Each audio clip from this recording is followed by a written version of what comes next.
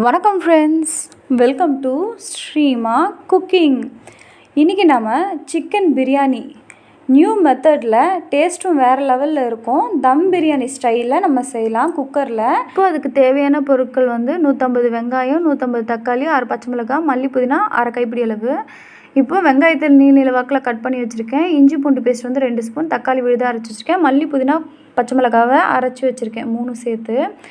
இப்போ பிரியாணி அரிசியை ஒரு தண்ணி விட்டு அலசிட்டு 400 கிராம் அளவுக்கு தண்ணியில் ஊற வச்சுருக்கேன். எப்போவுமே குக்கிங் ஸ்டார்ட் பண்ணும் போது பிரியாணி அரிசியை தண்ணியில் ஊற போடுங்க, அது கரெக்டான மெத்தடாக இருக்கும். இப்போது சிக்கன் பார்த்திங்கன்னா 1/2 கிலோ எடுத்திருக்கேன். 400 கிராம் அரிசிக்கு 1/2 கிலோ அளவு சிக்கன் எடுத்திருக்கேன். எப்பவுமே அரிசியை விட கொஞ்சம் கறியை நம்ம எக்ஸ்ட்ரா போட்டோன்னா இன்னும் டேஸ்ட்டு வேறு லெவலில் இருக்கும். இப்போ 3 ஸ்பூன் அளவுக்கு தயிர் சேர்த்துட்டு இப்போ நல்லா கலந்து விட்டுடுங்க. இப்போ இதுக்கு தேவையான அளவுக்கு உப்பு சேர்த்துக்கலாம். சேர்த்துட்டு நல்லா பிசைஞ்சு கலந்து விட்டுருங்க. தயிர் போட்டதுனால கறி கொஞ்சம் நல்லா சாஃப்டாக இருக்கும், அதனால் இது ஊறட்டும். இப்போ நம்ம குக்கிங் ஸ்டார்ட் பண்ணலாம் வாங்க. இப்போ குக்கர் வச்சுட்டு 150 கிராம் அளவுக்கு வெங்காயத்துக்கு நான் பாதி அளவு எண்ணெய் எடுத்திருக்கேன். 80 ml எண்ணெய் எடுத்திருக்கேன்.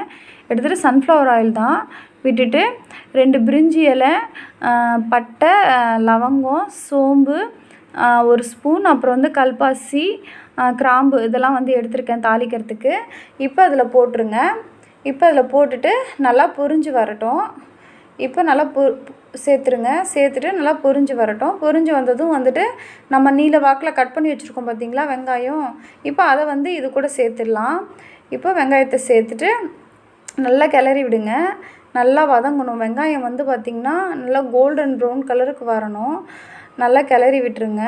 கிளறி விட்டு இப்போ பார்த்திங்களா கலர் சேஞ்ச் ஆகிடுச்சு. நல்லா இந்த அளவுக்கு வரணும். இப்போ நம்ம பச்சை மிளகாய், மல்லி, புதினா அரைச்சோம் பார்த்திங்களா, அந்த விழுதை இப்போ இது கூட சேர்த்துடலாம். சேர்த்துட்டு நல்லா கிளறி விடுங்க. இது பச்சை வாசனை போகணும், கலரும் சேஞ்ச் ஆகும். இப்போ கலர் சேஞ்ச் ஆகிடுச்சு. எண்ணெயும் பார்த்திங்கன்னா தனியாக பிரிஞ்சு வந்துச்சு. இப்போ இந்த ஸ்டேஜில் இஞ்சி பூண்டு விழுது போட்டுட்டு அடுப்பை சிம்மில் வச்சுருங்க. ஏன்னா அடி பிடிக்கிற மாதிரி இருக்கும், அதனால் அடுப்பை சிம்மில் வச்சுட்டு இப்போது இஞ்சி பூண்டு வாசனை போயிடுச்சு. இப்போது 1/2 ஸ்பூன் அளவுக்கு மஞ்சத்தூள், 1/2 ஸ்பூன் அளவுக்கு பார்த்திங்கன்னா பிரியாணி மசாலா பவுடர் போட்டுட்டு நல்லா கிளறி விட்டுருங்க. இது கொஞ்சம் பச்சை வாசனை போகட்டும். அடுப்பு இன்னும் சிம்மில் தான் இருக்குது. இப்போ இந்த ஸ்டேஜில் பார்த்திங்கன்னா நம்ம தக்காளி அரைச்சி வச்சுருக்கோம் பார்த்திங்களா, பச்சை தக்காளி, அதான் தக்காளி தான் அப்படியே அரைச்சி தான் வச்சுருக்கேன். இப்போ அதை நல்லா போட்டு கிளறி விட்டுருங்க. இப்போ இது நல்லா வதங்கி எண்ணெய் பிரிஞ்சு தனியாக வரட்டும். இப்போ பார்த்திங்கன்னா தெரியுதா, எண்ணெய் தனியாக வந்திருக்கு பாருங்கள். இப்போ இந்த ஸ்டேஜில் சிக்கனை ஆட் பண்ணிவிடுங்க. எப்போவுமே பிரியாணி பொறுத்த வரைக்கும் நீங்கள் எவ்வளோக்கு எவ்வளோ நல்லா வதக்குறீங்களோ அவ்வளோக்கு எவ்வளோ பிரியாணி டேஸ்ட் கொடுக்கும். அதனால் சட்டுப்புட்டுன்னு செஞ்சிடணும் அப்படின்லாம் நினைக்காதீங்க. நல்லா வதக்குங்க. எந்த ஒரு பொருளை போட்டாலும் நல்லா வதக்குனிங்கன்னா பிரியாணி கண்டிப்பாக சூப்பர் டேஸ்ட்டில் கிடைக்கும். இப்போ நம்ம சிக்கன் போட்டாச்சு. இது ஒரு 2 நிமிஷம் மூடி போட்டு விடுங்க. 2 நிமிஷம் மட்டும் நீர் விடட்டும், தண்ணி விடும். சிக்கன் தண்ணி விடும். இந்த பார்த்திங்கன்னா தண்ணி விட்டுருச்சு. இப்போ நான் 2 டம்ளர் அரிசி எடுத்திருக்கேன். இப்போ அதுக்கு 3 டம்ளர் தண்ணி ஊற்றுறேன். அதாவது 400 கிராம் அரிசி எடுத்திருக்கேன். இப்போது அதுக்கு தேவையான அளவு தண்ணி ஊற்றிட்டு இப்போ கிளறி விட்டுட்டு இது ஒரு கொதி நல்லா வரட்டும். வந்ததுக்கப்புறம் நம்ம அரிசி சேர்த்துக்கலாம். இப்போது நல்லா கொதிச்சிருச்சு. இப்போது பிரியாணிக்கு தேவையான அளவுக்கு உப்பு போட்டுட்டேன்.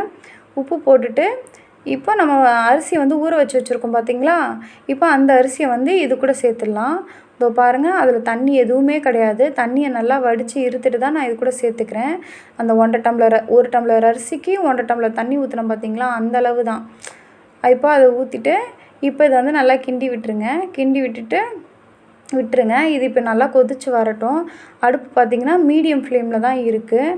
இது இப்படியே நல்லா கொதிக்கிட்டு ஒரு நிமிஷம் கேப்பில் இப்படி கிளறுங்க. அரிசிலாம் உடையவே உடையாது, பயப்படாதீங்க. ஏன்னா நம்ம 1/2 மணி நேரம் ஊற வச்சுருக்கோம். ஊற வைக்காமல் நீங்கள் போட்டிங்க இல்லை டக்குன்னு சேர்த்துட்டிங்க அப்படின்னா தான் உடஞ்சி வரும். இப்போ நம்ம 1/2 மணி நேரம் ஊற வச்சதுனால நீங்கள் தைரியமாக அதை கிளறி விடலாம்.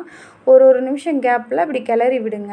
நம்ம சேர்த்த தண்ணியில் பார்த்திங்கன்னா 4ல் 1 பங்காக குறையணும். இப்போ பார்த்திங்கன்னா இப்போ தண்ணி நல்லா குறைஞ்சிருச்சு. இன்னும் கொஞ்சம் லைட்டாக வடியணும் தண்ணி. இப்போ பார்த்திங்கன்னா பிரியாணி அரிசி மட்டும் மேலே தெரியணும், தண்ணி பார்த்திங்கன்னா அந்த சைடில் தெரியணும். இப்போ பார்த்திங்கன்னா இந்த ஸ்டேஜில் கரெக்டாக இருக்குது பார்த்திங்களா, சைடில் மட்டும் தண்ணி தெரியுது, மேலே அரிசியாக இருக்குது பார்த்திங்களா. இப்போ இந்த ஸ்டேஜில் ஒரு தோசைக்கல்லை வச்சுட்டு குக்கரை எடுத்து வச்சுருங்க. அது மேலே வச்சுட்டு அடுப்பு வந்து சிம்மில் தான் இருக்குது. இப்போது குக்கர் மூடியை போட்டுட்டு விசில் போட வேணாம். விசில் போடாமல் இது வந்து ஒரு 15 நிமிஷம் இருக்கட்டும். இப்போ இது நீங்கள் வந்து தோசைக்கல் வைக்காமல் சிம்லேயும் ஒரு 15 நிமிஷம் வைக்கலாம். அது ஒரு சில பேருக்கு அடி பிடிக்கிறதுக்கும் சான்ஸ் இருக்குது. ஆனால் நீங்கள் இப்படி தோசைக்கல் வச்சு இது மாதிரி செஞ்சிங்கன்னா அடி பிடிக்காது, கண்டிப்பாக அடி பிடிக்காது. பிரியாணியும் சூப்பராக தம் பிரியாணி மெத்தடில் அப்படியே வரும். நீங்கள் ட்ரை பண்ணி பாருங்கள். நீங்கள் வீட்டில் சாப்பிட்டாங்கன்னா எல்லாம் சொல்லுவாங்க குக்கரில் செஞ்ச பிரியாணின்னே சொல்ல மாட்டாங்க, தம் பிரியாணின்னு தான் சொல்லுவாங்க. குவான்டிட்டியும் பார்த்திங்கன்னா நீங்கள் குக்கர் செய்கிறத விட இந்த குவான்டிட்டி பார்த்திங்கன்னா அதிகமாக கிடைக்கும். ஏன்னா நம்ம தம் பிரியாணிலாம் பார்த்திங்கன்னா குவான்டிட்டி வந்து ரைஸ் குவான்டிட்டி அதிகமாக கிடைக்கும். இப்போ அதே அளவுக்கு குவான்டிட்டி உங்களுக்கு இந்த பிரியாணிலையும் கிடைக்கும். பாருங்கள், உதிரி உதிரியாக இருக்குது. இது வந்து நீங்கள் பாத்திரத்தில் நான் கொட்டி காட்டலை. நீங்கள் பாத்திரத்தில் நான் நெக்ஸ்ட் டைம் பிரியாணி செஞ்சேன்னா நான் பாத்திரத்தில் கொட்டி காட்டுறேன் பாருங்கள். அடியெல்லாம் பிடிக்கவே பிடிக்காது. டேஸ்ட்டு வேறு லெவலில் இருக்கும். நீங்கள் செஞ்சு பார்த்துட்டு கமெண்ட்ஸில் சொல்லுங்கள். இந்த மெத்தடை வந்து நீங்கள் மற்ற பிரியாணி செய்யும் போதும் இதே மெத்தடை ட்ரை பண்ணிங்கன்னா தம் பிரியாணி டேஸ்ட்டில் கிடைக்கும். Please subscribe, like and share. Thanks for வாட்சிங். நன்றி.